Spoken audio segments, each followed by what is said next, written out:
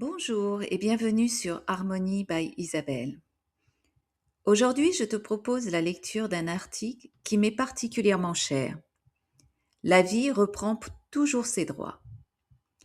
Ces derniers mois, en passant du temps dans mon jardin, j'ai été frappée par quelque chose de très simple. La vie trouve toujours un chemin. Un bourgeon apparaît là où on ne l'attendait plus, une fleur pousse entre deux pierres, des framboises mûrissent saison après saison, et je me suis demandé, et si nous étions nous aussi habités par ce même élan de vie? Je te laisse découvrir cette réflexion. Belle écoute. La vie reprend toujours ses droits. Ces derniers temps, je passe beaucoup de temps dans mon jardin. J'observe les saisons, les fleurs, les fruits, les graines qui deviennent plantes, les branches qui repoussent après la taille. Et plus j'observe la nature, plus une évidence s'impose. La vie cherche toujours un chemin. Après l'hiver, les bourgeons apparaissent. Après une taille sévère, de nouvelles pousses émergent. Après une sécheresse, la pluie réveille ce qui semblait endormi. Après un incendie, les premières plantes reviennent. La nature ne s'acharne pas contre ce qui est mort. Elle recommence. Encore et encore. Elle ne doute pas de sa vocation. Elle fait simplement ce pourquoi elle a été créée. Vivre, grandir, fleurir. Elle ne lutte pas contre les saisons. Elle ne regrette pas l'automne. Elle n'accélère pas le printemps. Elle accueille chaque cycle avec une patience infinie. Et parfois je me demande si nous n'avons pas beaucoup à apprendre d'elle. Et les êtres humains? Lorsque je regarde les êtres humains, je vois exactement la même chose. Après un burn-out, après un deuil, après une séparation, après une maladie, après une trahison, après une période de doute, quelque chose en nous cherche toujours à repousser, parfois discrètement, parfois lentement, parfois malgré nous.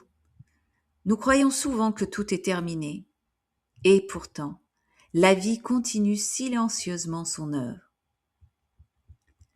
Lorsque je n'avais plus la force, je me souviens d'une période où je n'avais plus envie d'avancer. J'étais au fond du gouffre, épuisée. Je ne voyais plus vraiment de sens. Et pourtant, il y avait quelque chose en moi, quelque chose que je ne contrôlais pas, une sensation profonde au niveau de mon plexus solaire, comme un élan silencieux, une force discrète qui me poussait doucement à avancer, pas à pas, sans bruit, sans grand discours. Je n'avais pas l'impression d'être courageuse, je n'avais pas l'impression d'être forte, je sentais simplement que je ne pouvais pas abandonner.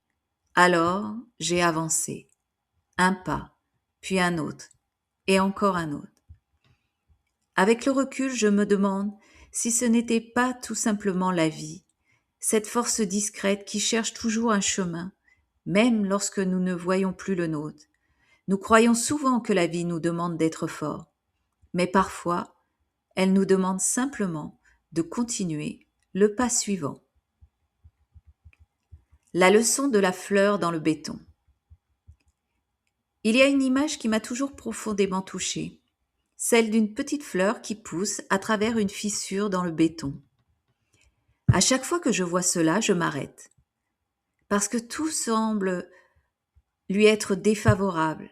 Le sol est dur, l'espace est réduit, les conditions sont loin d'être idéales. Et pourtant, elle pousse. Elle ne se demande pas si elle est capable. Elle ne se compare pas aux autres fleurs. Elle ne se demande pas si le moment est le bon. Elle cherche simplement la lumière. Et c'est précisément ce qui me touche.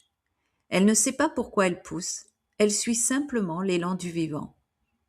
Peut-être est-ce aussi ce qui nous habite, nous, dans nos traversées les plus difficiles.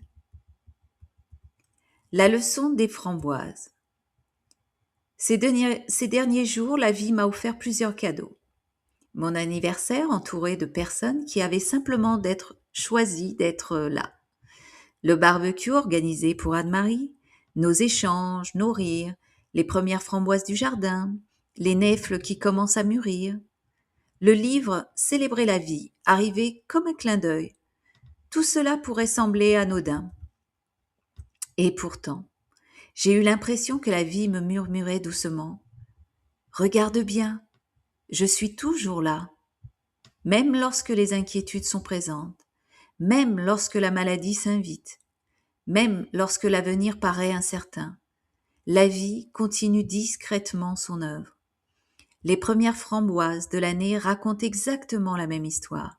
On croyait traverser une période difficile, et puis un matin, quelque chose recommence à pousser. Célébrer le vivant. Avant même de chercher à comprendre le monde, restons reliés à la vie, parce que c'est elle qui nous permettra ensuite de traverser les épreuves sans nous perdre. La vie ne nie pas les blessures, elle ne les efface pas, elle ne fait pas disparaître les difficultés.